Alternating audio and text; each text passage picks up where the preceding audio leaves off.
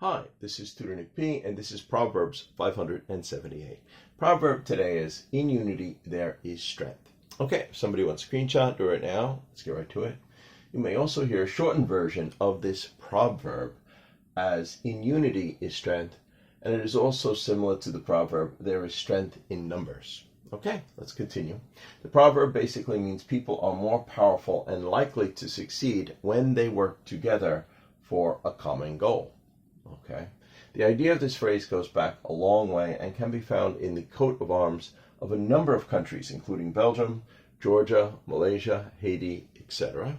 Okay, one of the oldest citations goes back to the moral of an Aesop fable, sometimes titled Old Man and His Sons, or A Bundle of Sticks. In this story, the father ties up a lot of sticks and asks all his sons to break it. None could. Okay. Then he separated each stick and then gave one to each son. This time, each son could easily break a single stick, thus proving the moral of the story, in unity is strength. Okay, let's continue. All right, we've got 4 examples here to show just how it's used. Here's the first one.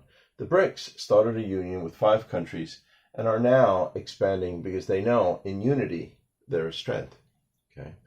Number 2, the famous U.S. motto, united we stand, divided we fall, speaks to the truth of this proverb. In unity there is strength. Good. And number 3, getting into the animated world, Princess Peach from the Mario Brothers wanted to join with Cranky Kong to fight the villain Bowser because in unity there is strength. Good. And number 4, we must all stand united against this force of evil. In unity there is strength. Okay, anyway, I hope you got it. I hope it was clear. I hope it was very informative. Thank you for your time. Bye-bye.